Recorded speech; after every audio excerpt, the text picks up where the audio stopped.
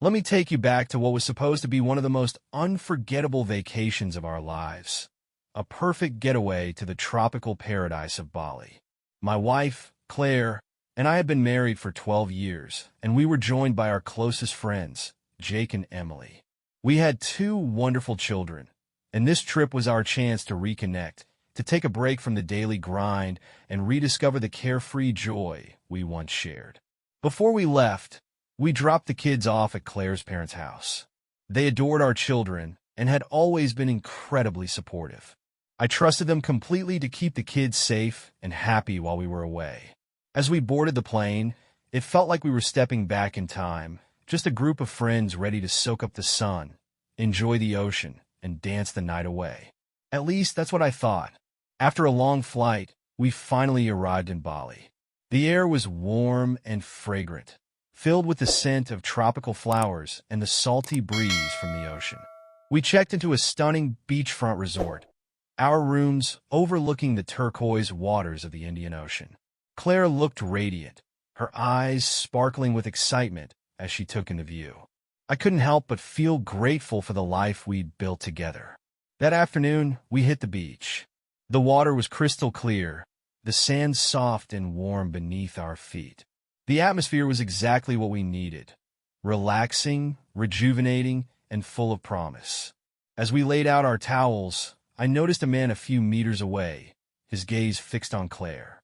At first, I thought it was just a passing glance, but then I saw Claire look back at him. There was something in her expression, a flicker of curiosity, maybe even interest. "Hey, babe," I said, nudging her gently. "Should we grab some drinks?" She smiled and nodded. "Actually, I'll go get them. You guys stay here, I don't mind." I watched as she walked toward the beach bar, her sundress swaying in the breeze. A few minutes later, I glanced over and saw the man from earlier had joined her at the bar. They were talking, Claire's body language relaxed, her smile easy and natural. My stomach tightened, but I told myself I was overreacting. When she returned with the drinks, I couldn't help but ask, "So, who was that guy you were talking to?" "Oh, him," she said casually, handing me a cocktail. "His name's Daniel. He's been to Bali a few times and was just recommending some places for us to check out." "No big deal." I nodded, trying to shake off the unease that had settled in my chest. But something about her tone felt off, like she was holding something back. I told myself I was being paranoid, but the thought lingered, nagging at the back of my mind. That evening, we had plans for a fancy dinner followed by a night out at one of the island's most popular bars. We were all excited to relive our younger days, staying out late and dancing until dawn. But an hour before we were supposed to leave, Claire started rubbing her temples. "My head," she muttered, wincing. "Are you okay?" I asked, concerned. She sighed, leaning against the bathroom counter. "I think it's the jet lag, or maybe too much sun today. I got this awful headache. I don't think I'll be able to join you guys tonight." "Oh," I said, disappointed but understanding. "We can stay in if you need to rest. It's no big deal." She shook her head, forcing a small smile. "No, really, go without me. I don't want to ruin your night. I'll be fine after some sleep. You go and have fun with Jake and Emily. I'll catch up with you tomorrow." Reluctantly, I agreed. After dinner, as we were about to head to the bar, I noticed a stain on my shirt, probably from the spicy noodles I'd devoured earlier. "I can't go out looking like this," I joked to Jake and Emily. "I'll run back to the room to change real quick and check on Claire. I'll catch up with you at the bar." I grabbed a cab back to the resort, hoping I wouldn't miss too much of the night. But as I approached our room, I heard something that made my blood run cold, a woman's soft moans. My stomach churned as I recognized the sound. I wanted to believe it was coming from another room, but no, it was definitely ours. With my heart pounding, I pushed open the door. There, tangled in the sheets of our bed, was Claire. And lying beside her, his arm draped over her waist, was Daniel, the man from the beach. I froze, a wave of fury and disbelief crashing over me. Claire gasped, her eyes wide with shock as she scrambled to cover herself. "Alex," she stammered, her voice trembling. I'm so sorry. But her words were meaningless now. The dream vacation had turned into a nightmare, and nothing would ever be the same. I stood there, frozen, my mind racing but my body unable to move. The room felt like it was spinning, the vibrant colors of Bali now dull and lifeless. Claire was still fumbling with the sheets, her face pale, her eyes pleading. Daniel, on the other hand, looked like a deer caught in headlights. He muttered something about leaving, but I wasn't about to let him off that easily. "You're not going anywhere," I said, my voice low and trembling with anger. "I want to know why you thought it was okay to touch another man's wife." Daniel stammered, grabbing his clothes and muttering a quick, "I'm sorry, man," before bolting out of the room. The door slammed shut behind him, leaving me alone with Claire. She was crying now, her hands shaking as she tried to cover herself. "Alex, please," she begged, her voice breaking. "I made a mistake. I don't know what I was thinking." "A mistake?" I snapped, my voice rising. "We came here to reconnect, to have a fresh start, and you throw it all away for some random guy you met on the beach? Unbelievable." She sobbed harder, her words coming out in a jumble. I was feeling so bored, and Daniel made me feel alive. There was a spark, Alex. A spark. I laughed bitterly, the sound hollow and harsh. "A spark? We've been married for 12 years, Claire.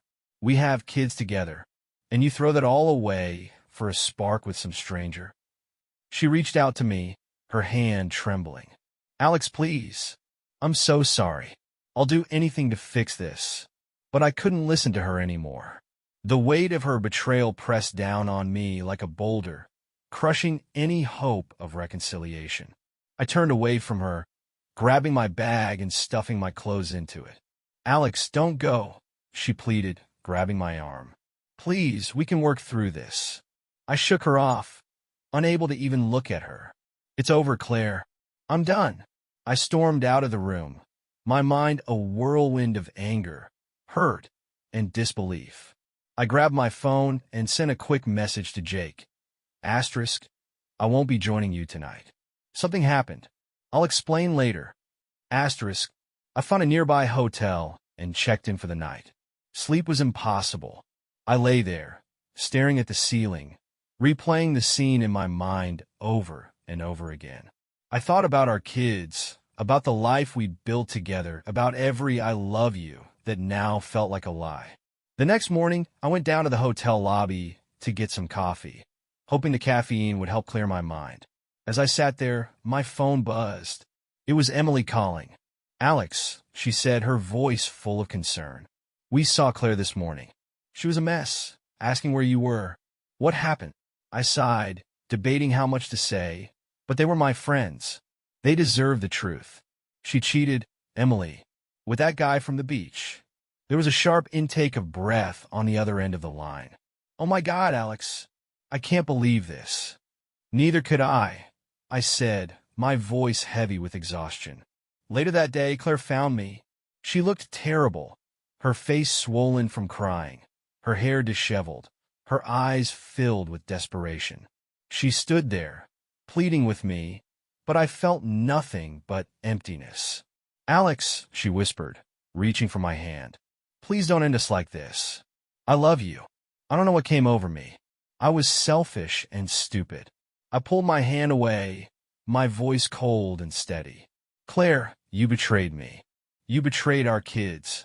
This isn't something I can just get over. But can't we work through this?" she pleaded. "I don't want to lose you." "It's already over, Claire," I said, my tone final. "I'm filing for divorce the minute I get back, and I'm going to fight for custody of the kids. I'll also tell your parents what you did." Her face went pale, and for a moment, she looked genuinely terrified. She knew exactly what that meant. Her parents were strict, traditional, and held family values above everything else. They'd raised her with strong beliefs about loyalty and commitment, and for years, they'd treated me like a son. The moment they found out, I knew they'd be furious and deeply embarrassed, not just for her, but for their entire family. "Alex, no," she begged, her voice trembling. "Please, you can't tell my parents. They'll hate me. They'll never understand. Oh, they'll understand, I said coldly. They'll understand exactly what kind of person their daughter is. You know how much I appreciate and respect your parents. They've always treated me like a son, and they deserve to know the truth. She burst into fresh tears, her face twisted with shame and regret. But I didn't feel an ounce of pity. I just wanted to get back home, away from her, away from the lies and betrayal. When I returned home, I told her parents everything. Just as I expected, they were devastated, furious, and embarrassed by her actions. They vowed to stand by me and do everything they could to support me in the divorce and custody process. Claire tried everything to win me back, but I knew she wasn't sorry for what she did. She was sorry she got caught. I wasn't about to let her pull me back into her web of lies. That spark she'd felt, that little thrill of excitement, had cost her everything: her family, her stability, her own parents' respect. The divorce was finalized after 7 long months. During that time, I stayed in our house with the kids. Claire had nowhere stable to stay. Her parents, still furious and ashamed, refused to let her move back in with them. She'd been crashing at a friend's place, hoping that with the custody of the kids, the courts would award her our home too. But with the support of Claire's parents, I was granted full custody of our kids and kept our house. Her parents had been as unwavering as they promised, standing by me throughout every court hearing and custody meeting. Heartbroken by the daughter they no longer recognized, they found solace in supporting the well-being of their grandchildren, even if it meant standing against their own child. The following months, I focused on rebuilding one day at a time. I poured my energy into creating a stable, loving environment for my kids, finding strength in the family and friends who had stood by me through everything. Claire's parents became an even bigger part of our lives, stepping up as supportive, doting grandparents, determined to offer our children the love and stability they deserved. From time to time, I'd see Claire when she came to pick up the kids for her limited visits. There was a sadness in her eyes, a quiet regret that she couldn't quite hide. She once mentioned she was dating again, but I felt nothing, just a calm acceptance that we were on separate paths. My life and the lives of my kids were firmly grounded. The shadows of her betrayal no longer loomed over us. In the end, I'd found something she had lost, a future built on loyalty, love, and trust. We were free to move forward, and the life I was building with my kids felt brighter than anything I could have imagined before. The months following the divorce were a whirlwind of emotions, but I was determined to create a stable and loving environment for my kids. Claire's parents, Margaret and Robert, became my rock during this time. They were devastated by their daughter's actions, but their love for their grandchildren never wavered. They stepped up in ways I hadn't expected, offering not just emotional support, but also practical help with the kids. "Alex," Margaret said one evening as we sat in the living room, the kids playing in the backyard, "we're so sorry for what Claire did. You've always been like a son to us, and we want you to know we're here for you and the kids." Her words meant more to me than she could have known. It wasn't just about the help. It was about the validation that I wasn't alone in this. Claire, on the other hand, was struggling. Her limited visitation rights meant she only saw the kids every other weekend, and even then, it was under supervision for the first few months. She tried to put on a brave face for them, but I could see the weight of her choices bearing down on her. One Saturday, as she dropped the kids off after her weekend visit, she lingered at the door. "Alex," she said hesitantly, "can we talk for a minute?" I nodded, stepping outside onto the porch. The kids were already inside, distracted by a movie, so we had a moment of privacy. "How are you?" she asked, her voice tentative. "I'm fine," I replied, my tone neutral. "The kids are doing well. They've adjusted better than I expected." She nodded, her eyes downcast. "That's good. I'm glad." There was a long pause before she spoke again. "Alex, I know I've said this before, but I'm really sorry. I miss you. I miss us." I took a deep breath, trying to keep my emotions in check. "Claire, we've been through this. What's done is done. I've moved on, and I'm focusing on the kids now." She looked up at me, her eyes filled with regret. I wish I could take it all back. I wish I could undo what I did. But you can't, I said gently but firmly. And we have to live with the consequences of our actions. The best thing you can do now is be there for the kids when you can and try to rebuild your own life. She nodded, tears welling up in her eyes. I just hate that I hurt you. I hate that I hurt our family. I didn't respond. There was nothing left to say. As the months went by, I threw myself into work and parenting. My job as a graphic designer allowed me the flexibility to work from home, which was a blessing.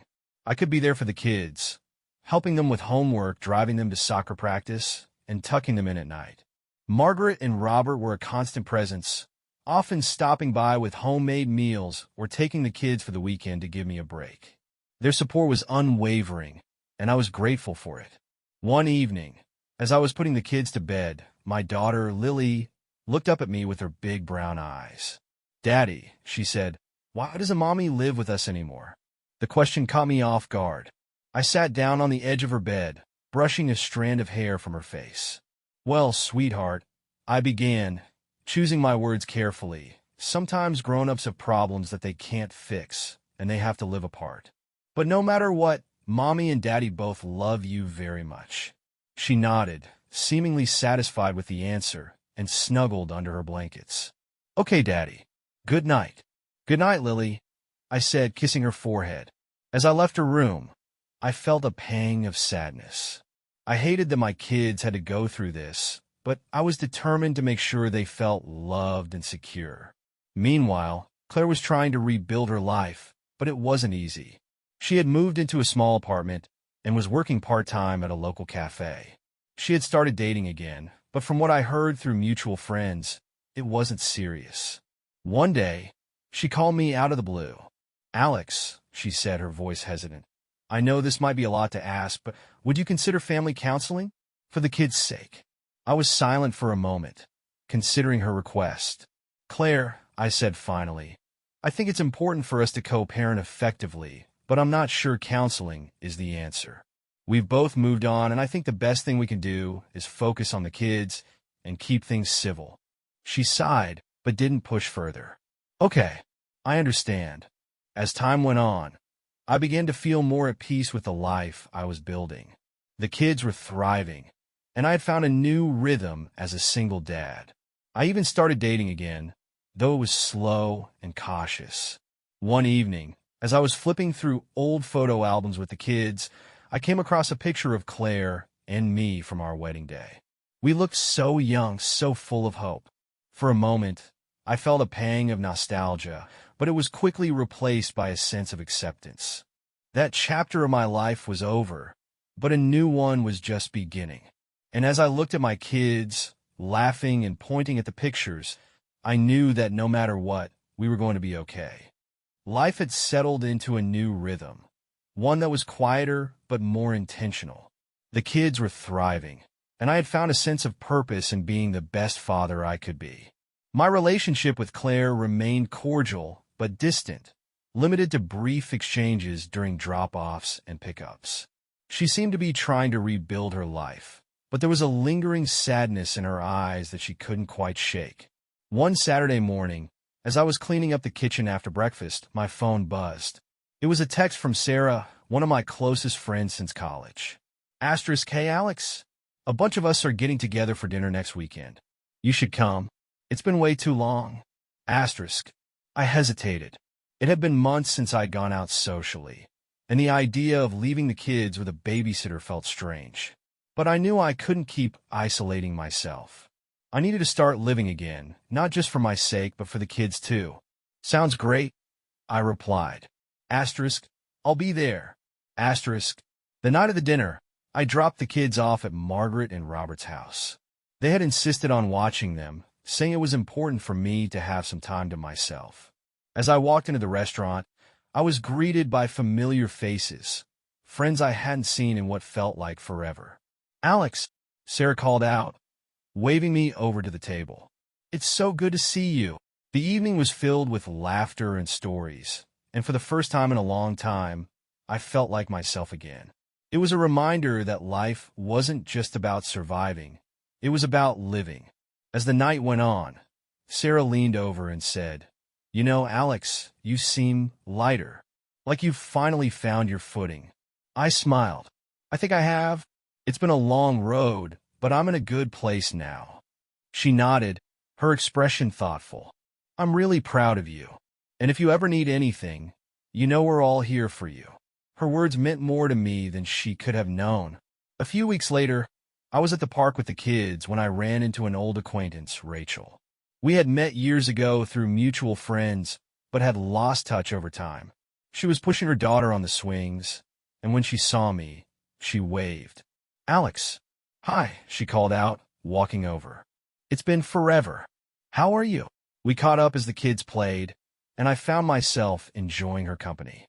She was easy to talk to, and there was a warmth about her that put me at ease. Before we left, she handed me her number. "It was really nice seeing you," she said with a smile. "Let's not wait another 5 years to catch up, okay?" I laughed. "Deal." Over the next few weeks, Rachel and I started texting regularly. It was casual at first, just updates about our kids or funny memes, but gradually it became something more. We went out for coffee, then dinner, and before I knew it, I was looking forward to her texts and the sound of her voice. One evening, as we sat on her porch after dinner, she turned to me and said, "Alex, I really like spending time with you. But I know you've been through a lot, and I don't want to rush anything." I nodded, appreciating her honesty. "I like spending time with you too, Rachel. And you're right, I have been through a lot. But I'm ready to take things slow and see where this goes." She smiled, and in that moment, I felt a sense of hope I hadn't felt in a long time. Meanwhile, Claire was still trying to find her place in the world. She had started seeing a therapist and was making an effort to be more present for the kids. One day, during a rare moment of vulnerability, she called me. "Alex," she said, her voice trembling, "I just wanted to say thank you for being such a good dad to the kids. I know I messed up, but I'm grateful they have you." Her words caught me off guard. "Thank you, Claire. That means a lot." There was a long pause before she spoke again. "I'm trying, Alex. I'm really trying to be better." "I know you are," I said softly. And that's all anyone can ask for. As the months turned into a year, I began to feel like I was truly moving forward. Rachel and I continued to grow closer, and the kids adored her. She had a way of making everything feel lighter, and I was grateful for her presence in my life. One evening, as we sat on the couch after putting the kids to bed, she turned to me and said, "Alex, I know we've been taking things slow, but I want you to know, I'm in this for the long haul." I smiled, taking her hand in mine. "I'm in this too, Rachel, and I'm so glad you're here." Life wasn't perfect, but it was good. I had found a new sense of purpose, a new love, and a new beginning. And as I looked at the life I was building, I knew that the best was yet to come. The years that followed were a testament to resilience and the power of new beginnings. My life, once fractured by betrayal, had slowly been pieced back together into something stronger and more beautiful than I could have imagined. The kids were growing up fast. Lily was now in middle school, and my son, Noah, was a spirited fourth grader with a knack for making everyone laugh. Rachel had become an integral part of our lives, and her daughter, Mia, had seamlessly blended into our little family. One sunny Saturday morning, we were all in the backyard preparing for a small gathering with friends. The kids were running around, playing tag while Rachel and I set up the picnic table. As I watched them, I felt a deep sense of gratitude. This was the life I had fought for, the life I had rebuilt from the ground up. "Hey," Rachel said, nudging me with her elbow. "You've got that look again." "What look?" I asked, grinning. "That I'm the luckiest guy in the world look," she teased. I laughed, pulling her into a hug. "Maybe because I am." The doorbell rang, and I went to answer it. It was Sarah and her husband, along with a few other friends. As everyone settled in, the backyard filled with laughter and chatter. Margaret and Robert arrived shortly after, their arms laden with desserts. They had become like second parents to me, and their presence always brought a sense of warmth and stability. "Alex," Margaret said, pulling me aside as the kids swarmed the dessert table. "I just wanted to say, you've done an incredible job. The kids are happy, and you've built such a wonderful life for them. We're so proud of you." Her words touched me deeply. "Thank you, Margaret. That means a lot. I couldn't have done it without you and Robert." She smiled, patting my arm. "We're family, Alex. Always."